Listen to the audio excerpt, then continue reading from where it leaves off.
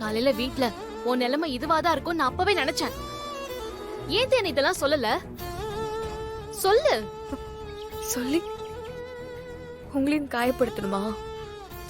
இங்க பாரு தேனு, உனக்கு யாரும் இல்லாமலாம் இல்ல, உனக்கு நாங்க இருக்கோம். உனக்கு ஒரு பிரச்சனைனா நாங்க பாத்துட்டு சும்மா இருப்போமா? உன்னை அந்த வீட்ல அப்படி டார்ச்சர் பண்ணிட்டு இருக்காங்க, அதை பாத்துட்டு நான் சும்மா இருக்கணுமா? ஏ அப்படிலாம் இல்லடி, ஏதோ என் நேரம்லாம் இல்லக்கா.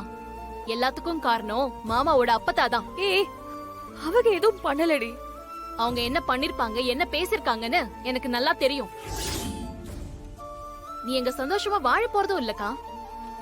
அதனால்தான் பொய்யா ஒரு காரணத்தை சொல்லி உன்னை கோயிலுக்கு கூட்டிட்டு வந்து அதெல்லாம் பண்ண வச்சிருக்காங்க. இல்ல மீனாட்சி, அவங்க நல்லவங்க தான். உனக்கு எல்லாரும் நல்லவங்களா தான் தெரிவாங்க. ஆனா அவங்க சொல்றதெல்லாம் கேட்டுட்டு நீ வாயை மூடிட்டு இருந்தா மொத்தமா அவங்க உன்னை கண்ட்ரோல் பண்ண ஆரம்பிச்சிருவாங்க. அவங்க ஏன் மேல இருக்கிற கோவத்தை இப்ப ஓ மேல காட்டிட்டு இருக்காங்க. உன்னை என்ன பண்ணாலும் நீ அமைதியா இருப்பேன்னு அவங்களுக்கு தெரியும். ஆனா அதையெல்லாம் பார்த்துட்டு நான் அமைதியா இருக்க மாட்டேன்.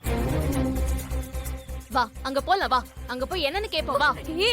மீனாட்சி மீனாட்சி, அதெல்லாம் வேண்டாம் மீனாட்சி. அவங்க இஷ்டத்துக்கு என்ன வேணாலும் செய்வாங்க, அதை பார்த்துட்டு நான் சும்மா இருக்கணுமா? நம்ம அமைதிதான் நம்மள காயப்படுத்தினவங்களுக்கு தைரியத்தை கொடுக்கும். உனக்காக நீ பேச போறது இல்ல, நானும் பேசாம அமைதியா இருக்கணுமா? வா இப்பவே என்னன்னு கேக்கலாம். வா மீனாட்சி, வேண்டாம் மீனாட்சி. கொஞ்ச நாள் போனா எல்லாம் அதுவாவே என்ன எல்லாம் சரியாயிடும் சொல்றியா? கொஞ்ச நாள் போனா இது பழக ஆரம்பிச்சிடும். நீ தைரியமா கேட்டாதான் அவங்களுக்கு பயம் வரும். பொண்ணுன்னா எல்லாத்தையும் சகிச்சுட்டு இருக்கணும்னு அவசியம் இல்லக்கா. உனக்கான உரிமையை நீதான் கேட்டு வாங்கணும். அம்மாச்சி அங்க பாருங்க.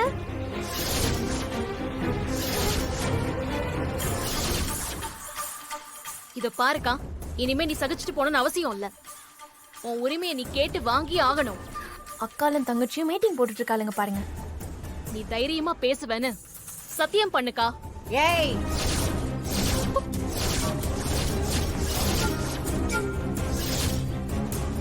இங்க வாங்க. பாட்டி.